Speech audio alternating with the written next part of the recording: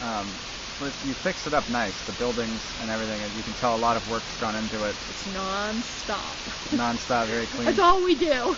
But it definitely seems, compared to probably other campgrounds and places I've stayed, would you say you're still putting more money into it than it's generating, or? Well, everything, because we're a nonprofit, does stay for the facility. So we don't really there is no high-paid CEOs or anybody who gets the funding that comes to here. Everything stays here for the benefit of the guests and the property. So that's not the type of investment that most people want to get involved with. This is not an investment. This is a heart mission. Heart mission. Very nice. So that's a little bit about your past. You're here. How about future?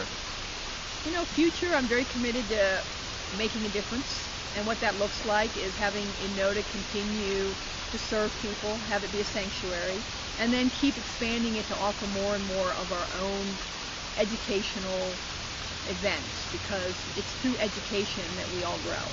Yeah. And so we're part of wanting to keep giving people the environment that they can have sanctuary and work on themselves and learn something and just become a better person. Nice. So you have some gardening going on, and you said you have different retreats. You have one coming up. Of course, we have the whole USDA certified organic farm. We have the cows and the goats that we milk, and the chickens, and then of course we have the whole farm that happens down there. And then you talk about getting into retreats. You're set up for people that have retreats that want to bring in, and you're going to start. Well, it's not like we're starting. We actually have them. It's just a matter of how many and how often do we have them. Okay, increasing.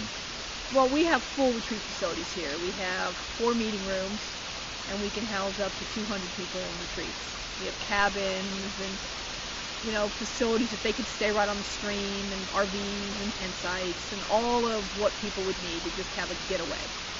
And yeah, it's open. You can come hike, walk around, enjoy the waterfalls. I went for a hike this morning, so it's really nice. It feels relaxing too. Here, I just came from Atlanta, and it's stressful. Cars everywhere, pretty busy. And so you come here, and it's just a trickling stream and everything. It's really nice. It's an entire cultural shock to come to some place that your body just melts. Yeah, melting's a good word for it. I kind of feel a little bit of release, more not so much melting, but more of like lifting, I guess, coming off.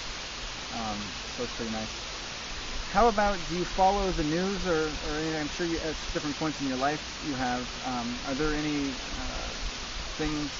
movements within humanity that you're excited about or that you're concerned about? I'm excited that people are waking up and realizing that we need to be in touch with our food and where it comes from. So it's wonderful to see that organics is taking off. There's a big documentary getting ready to be released called Food, Inc.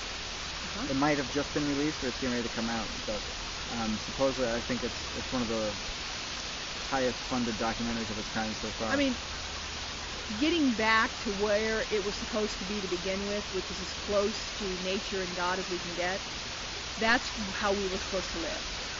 And to be able to realize that we don't need all the chemicals being put on our food and eat that. So I love that everybody's getting excited about organics. 30 years ago when I was talking about it, they thought I was an absolute quack. They thought I was just insane. And now just to sit here and go, just wait long enough, and it does come around. Well, it definitely, I appreciate, and I'm sure a lot of younger people appreciate people like yourself that, put in the effort then, so we still know about it now, so, it wasn't lost forever, and so we're still going. Health and everything's kind of coming around, taking care of your body. 30 years ago, when we were talking about you are what you eat, the medics at that time said, hogwash, you're a quack. And it just made no sense that you could say, listen, you have to eat good. If you don't eat good, it's going to have a consequence. Now, it's like everybody knows it. 30 years ago, you were a complete lunatic. So I'm very excited about that.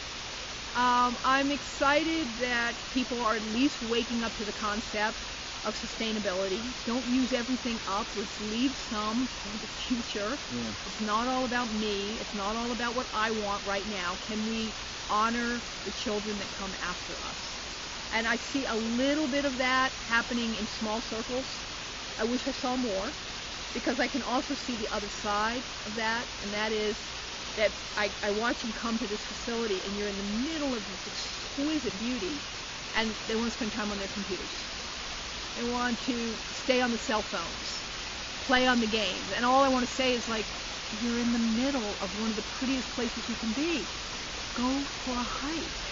And actually we have whole systems here where we don't put as much technology, even though we do have a T1 line here and you can get full hookup, we don't put as much technology everywhere so people spend more time out in this exquisite nature. Well, it's a beautiful place. Thank you for doing what you're doing. I really appreciate it. I'm sure other people do also. Can I post this on my website? Yes. Okay. Well, we're out of time then. Thank you. Okay. Goodbye.